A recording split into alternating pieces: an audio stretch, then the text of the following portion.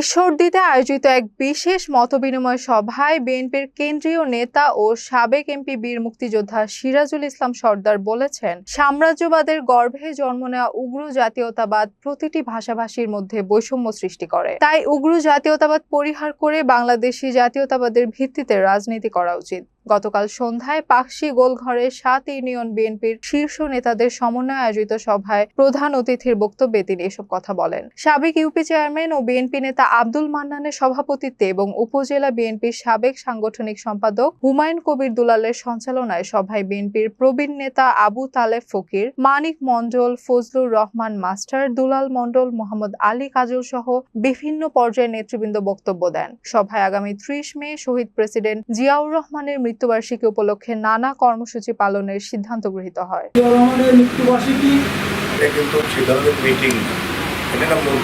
আমাদের আগামী দিনে জেলা পর্যায়ের যারা নেতৃবৃন্দ তার নেতৃত্বে আগামী ৩০ মে চাই এই জিয়াউর রহমানের মৃত্যুবার্ষিকীর মধ্য দিয়ে ঈশ্বরদীর গণমানুষের নেতা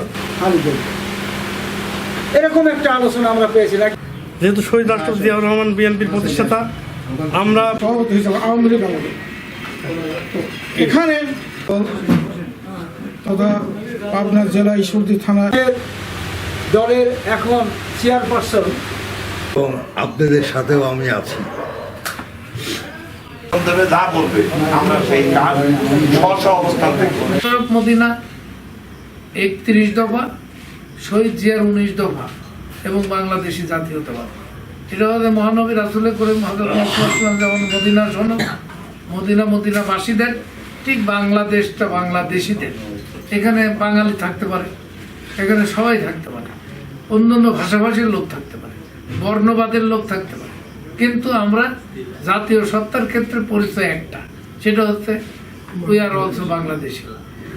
এই যে পরিচয়, এই পরিচয়টা যখন আমরা রাষ্ট্রীয় কাঠামোতে সম্পৃক্ত করতে পারবো, তখন এখানে হিন্দু, মুসলমান, বৌদ্ধ, খ্রিস্টান, বাঙালি, অবাঙালি, মারমা, চাকমা, সাদা কালো সবাই এই রাষ্ট্রকে পুনর্গঠন করার জন্য তার একটা নিজস্ব পরিচিতি থাকবে, যে পরিচিতি কোনো বিভাজন করবে না। সেই পরিচিতি বাঙালির জন্য, মুসলমানের জন্য তা, হিন্দুর জন্য তা, খ্রিস্টানের জন্য তাই, অন্যান্য চাকমার জন্য তাই, অন্যান্য নৃগোষ্ঠীর জন্য তাই। প্রত্যেককে তখন এই দেশটাকে পুনর্গঠনের জন্য এগিয়ে আসবে।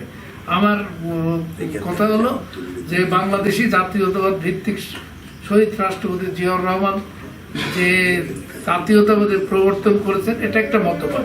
সুতরাং শহীদ জিয়াউর রহমানের নামে বাদ হতে পারে, কিন্তু মুজিববাদ বলে কোনো বাদ হতে পারে না। কেন? একটা মুজিববাদ মানে একটা উগ্র জাতীয়তাবাদ, বাংলাদেশি জাতীয়তাবাদ, উগ্র জাতীয়তাবাদ। আর সবসময় মনে রাখবেন, সাম্রাজ্যবাদের গর্ভে জন্ম নেয় উগ্র জাতীয়তাবাদ, সাম্রাজ্যবাদের গর্ভে জন্ম নেয় উগ্র জাতীয়তাবাদ। এরা প্রত্যেকটা ভাষাভাষী বর্ণ বৈষম্য সৃষ্টি করে। সুতরাং আমরা উগ্র জাতীয়তা পরিহার করব। আমরা বাংলাদেশি জাতীয়তাবাদ ভিত্তিক ভৌগোলিক সীমাবদ্ধতার মধ্যে যারা আছে সবাই হচ্ছে সবার কর্তব্য পুনর্গঠন করা। আমি আপনাদেরকে এই আদর্শ বাস্তবায়নের আহ্বান জানিয়ে আমার কথা শেষ করছি। ধন্যবাদ সবাইকে। আসসালামু আলাইকুম ওয়া রাহমাতুল্লাহি ওয়া বারাকাতুহু।